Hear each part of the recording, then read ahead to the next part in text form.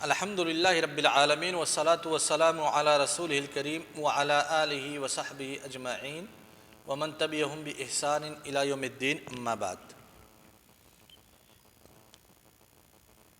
اصول فقہ کے آج کے درس میں شباب ہم انشاءاللہ ظاہر اور مؤول کی بحث پڑھیں گے۔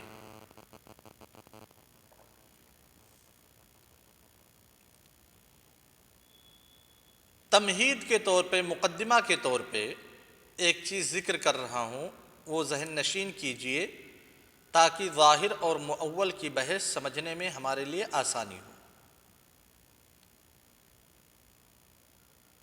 جو ہم اپنی زبان سے کلمہ ادا کرتے ہیں، جو بھی لفظ ادا کرتے ہیں، اس لفظ کا کوئی نہ کوئی معنی ہوتا ہے نا؟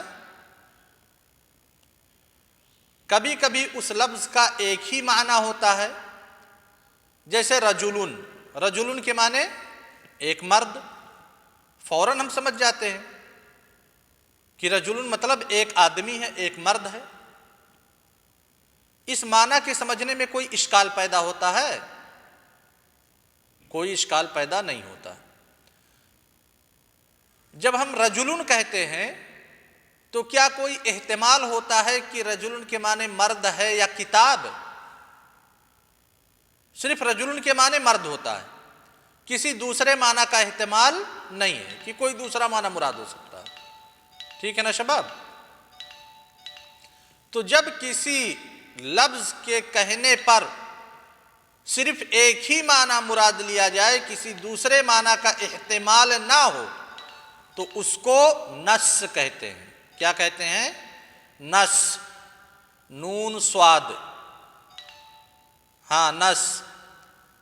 ہم لوگ نص شرعی پڑھتے ہیں نا کہ نصوص شرعیہ میں یہ بات وارد ہے۔ تو نص کا معنی یہ ہے کہ لفظ بولا جائے، اس کا ایک ہی معنی ہو، کسی دوسرے معنی کا احتمال نہ ہو۔ ٹھیک؟ اگر کسی دوسرے معنی کا احتمال ہے، کسی دوسرے معنی کا احتمال ہے، لیکن وہ احتمال مرجوح ہے، ٹھیک ہے؟ وہ احتمال مرجوح ہے یعنی کمزور ہے، بہت زیادہ مضبوط نہیں ہے،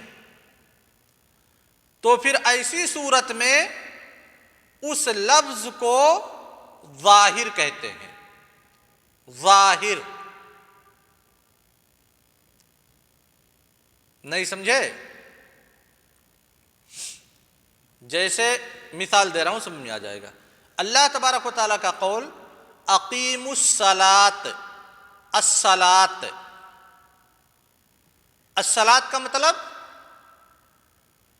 ایک معنی ہے نماز کا، ایک معنی ہے دعا کا۔ صلاۃ کے لغوی معنی دعا کے ہوتے ہیں۔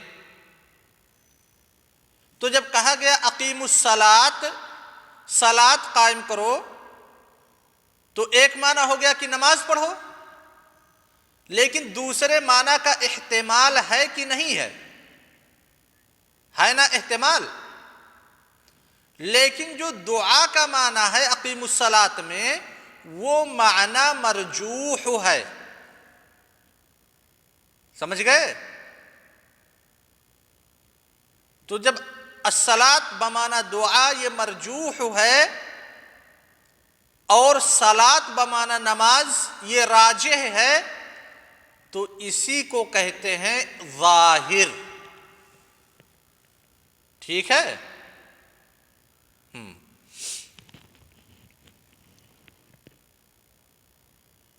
اب پڑھیں جو ابن عثیمین رحمہ اللہ نے لکھا ہے۔ کہتے ہیں علامہ ابن عثیمین رحمہ اللہ اپنی کتاب الاصول من علم الاصول میں، الظاہر لغتاً الواضح والبین، کہ ظاہر کا لغوی معنی ہے واضح، جدائی اور فاصلہ۔ واضح، ظاہر بمعنی واضح، یعنی جو چیز واضح ہو اس کو ظاہر کہتے ہیں لغت کے اندر۔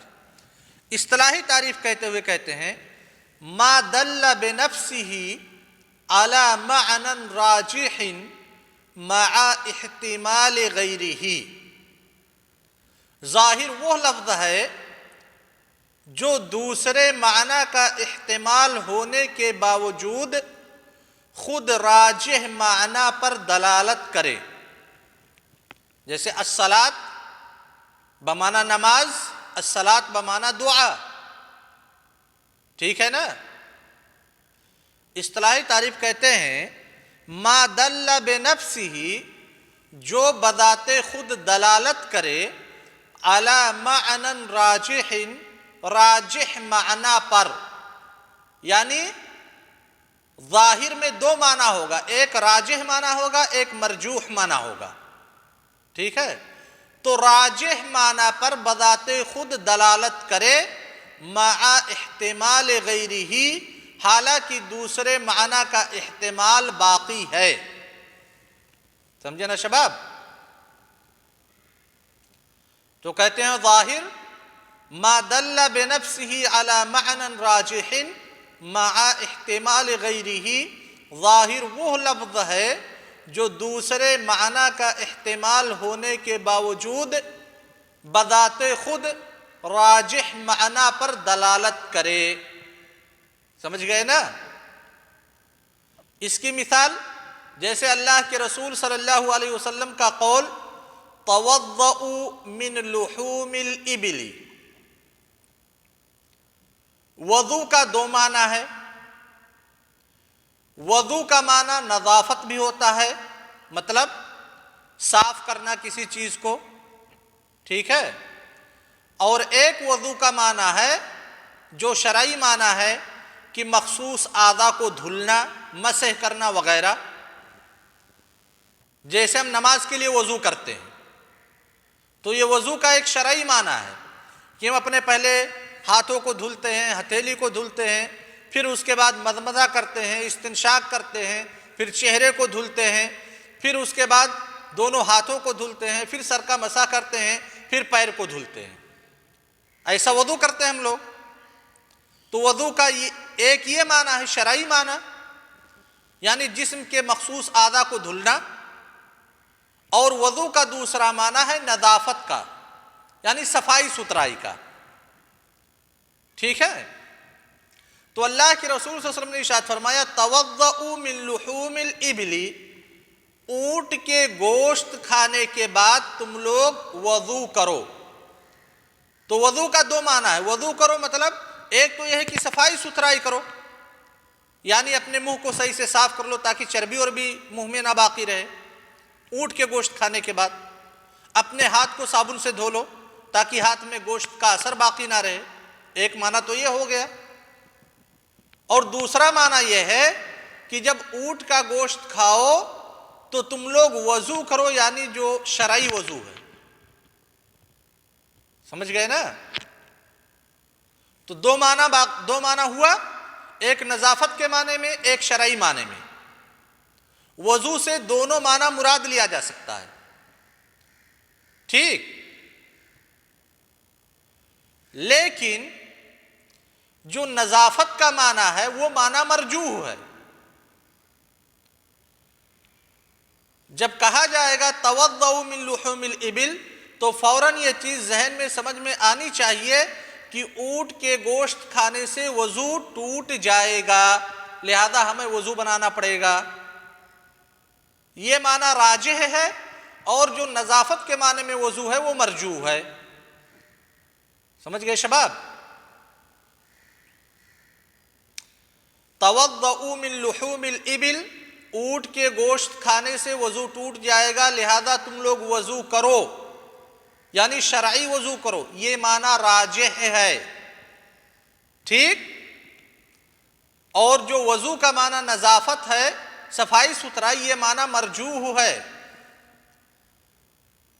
تو توضؤوا من لحوم الابل یہ حدیث دلالت کرتی ہے کہ اونٹ کے گوشت کھانے سے وضو ٹوٹ جائے گا۔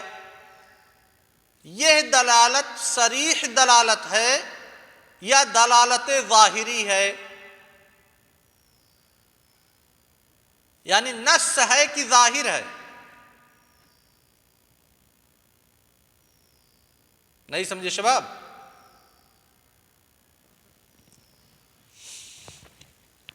ابھی نص کا معنی بتلایا گیا جو صرف ایک ہی معنی پہ دلالت کرے، کسی دوسرے معنی کا احتمال نہ ہو۔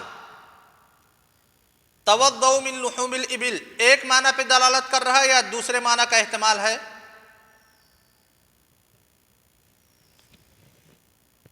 دوسرے معنی کا بھی احتمال ہے، لہذا یہ حدیث نص نہیں ہے کہ اونٹ کے گوشت کھانے سے وضو ٹوٹ جائے گا، بلکہ یہ حدیث ظاہر ہے۔ ٹھیک ہے نا شباب؟ اس کے بعد کہتے ہیں فخرج بقولنا ما دل بنفسه على معنى، جو تعریف میں کہا ما دل بنفسه على معنى، جو بذات خود اپنے معنی پہ دلالت کرے، اس قید سے مجمل نکل جائے گا، جو ابھی مجمل پڑھ چکے تھے، کیونکہ مجمل کے بارے میں آپ نے پڑھا تھا جو بذات خود اپنے معنی پہ دلالت نہ کرے بلکہ مقصود کو سمجھنے کے لیے کسی دوسرے کے سہارے کی ضرورت پڑے، وہ مجمل تھا۔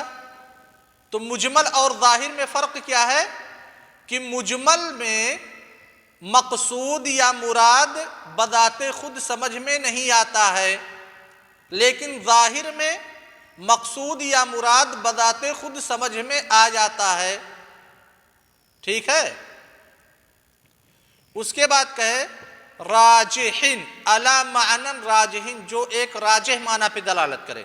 راجح کہنے سے مؤول خارج ہو گیا، کیونکہ اگر کوئی قرینہ ہے اور قرینہ مرجوح معنی پہ دلالت کرتا ہے تو اسے تاویل کہتے ہیں۔ ابھی تاویل کی بحث انشاءاللہ آپ آگے پڑھیں گے۔ مع احتمال غیرہ، جو تعریف میں کہا گیا ہے کہ کسی دوسرے معنی کا احتمال ہو، اس قید سے نص نکل جائے گا، کیونکہ نص میں کسی دوسرے معنی کا احتمال نہیں ہوتا ہے۔ سمجھے نا شباب؟ اب اس کے بعد بحث کی ہے کہ ظاہر پہ عمل کا حکم کیا ہے، کیا ہم ظاہر پہ عمل کر سکتے ہیں کہ نہیں کر سکتے؟ جیسے مجمل کے بارے میں کہ مجمل کوئی بھی نص ہم کو ملتی ہے تو مجمل نص کے بارے میں یہ اعتقاد رکھنا ضروری ہے کہ جب بھی اس کا بیان آ جائے گا ہم اس کے بیان کے مطابق عمل کریں گے۔ ایسے جب کوئی ظاہر نص ہے تو ظاہر نص پہ عمل کیا جائے گا یہاں تک کہ اس کی تعویل نہ ہو جائے۔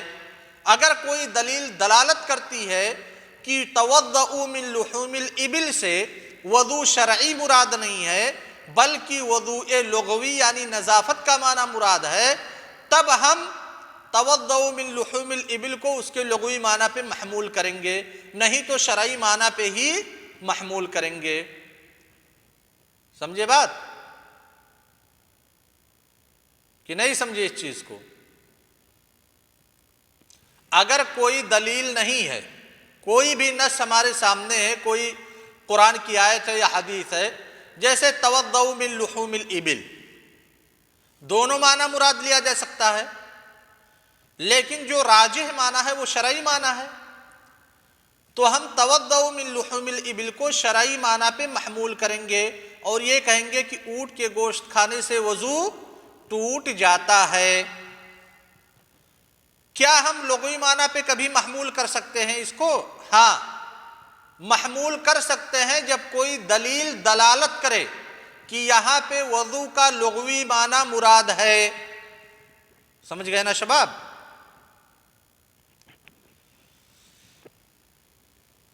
بالکل کلیئر ہے نا؟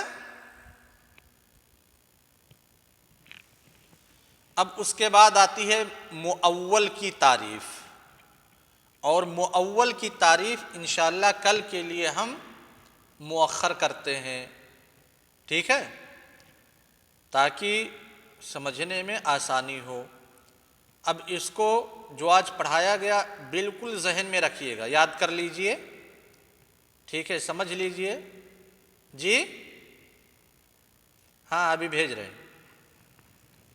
بالکل سمجھ لیجئے کہ ظاہر کس کو کہتے ہیں، ظاہر کو سمجھیں گے تب پھر مؤول کی ابتدا ہم کریں گے تاکہ پوری بحث آپ سمجھ جائیں۔